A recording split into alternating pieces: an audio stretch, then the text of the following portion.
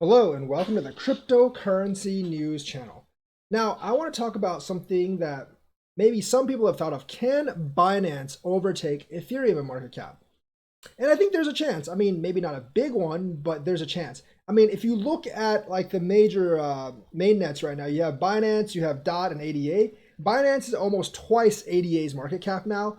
And DOT's not too far off from ADA. So Binance has a big jump on both DOT and ADA. Binance is functional right now. Binance has native smart contracts and it has a big DeFi ecosystem.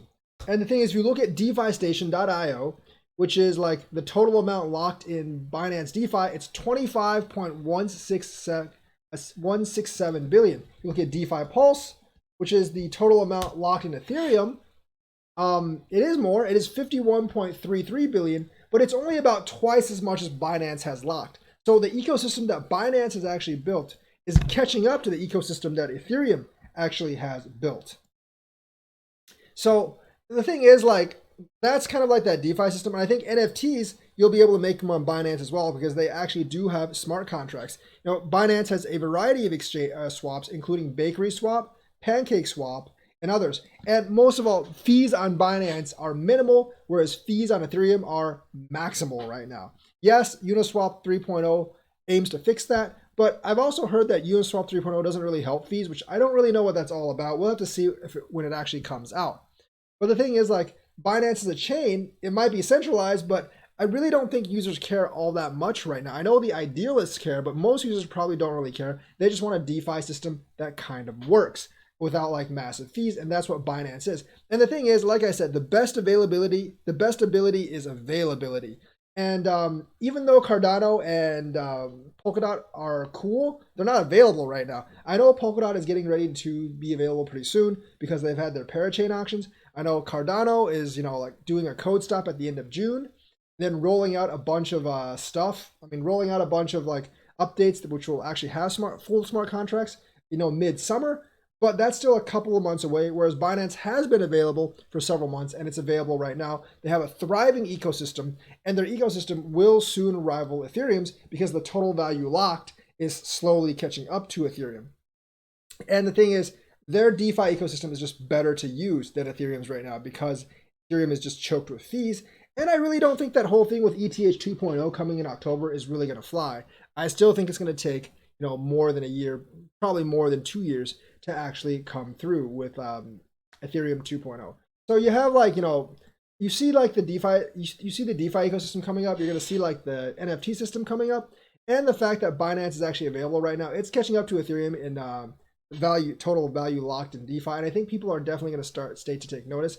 Plus, Binance's CEO CZ, I believe, is a much better CEO than Ethereum's Vitalik. Now, Vitalik is a great programmer, a great technical guy, but he is not a CEO type. His PR is kind of like disastrous, whereas Binance, they know how to squeeze around all the rules and all the options. Not really sure what Binance is going to do about the SEC, but I'm sure they'll actually figure something out. Remember, Binance does not have any headquarters. They're just kind of like spread around the world for all intents and purposes. And the thing is, like, I think Binance does kind of, aside from being like somewhat centralized, I suppose, does envision the whole thing with crypto where it's like borderless, where they don't really have a central headquarters. So even though the chain is somewhat centralized, like the team is definitely more decentralized because it's not all gathered in one place. And the thing is, Binance runs off the most popular exchange in the world. BSC is just building on that. So they actually have a solid basis to actually work from. I don't actually think centralized exchanges are going to go away in the future. I still think they're going to exist around, and they're going to be pretty big.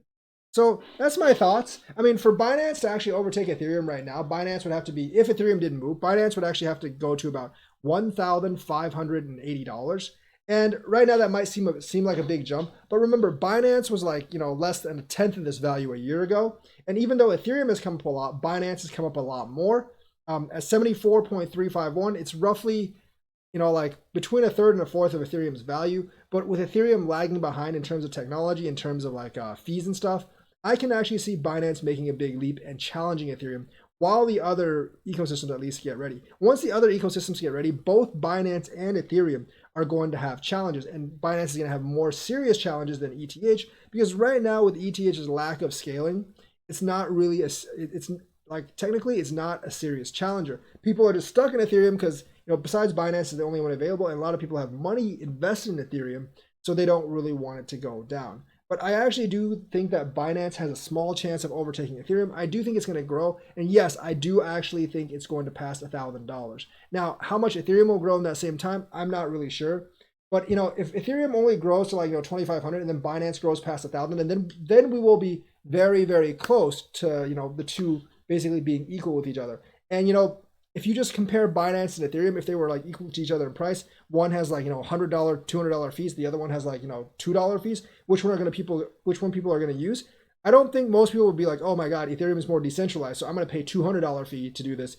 Then I think they're going to choose Binance. I'm like, oh, we're going to do the $2 fee, even though it's more centralized. So that's kind of my view on it. I think they're definitely going to win some people over from Ethereum, especially if the other platforms aren't available right now. I'm not really counting any of the player platforms like XRP or Doge, because those are third-party smart contracts, and I'm not really sure how that will actually work out.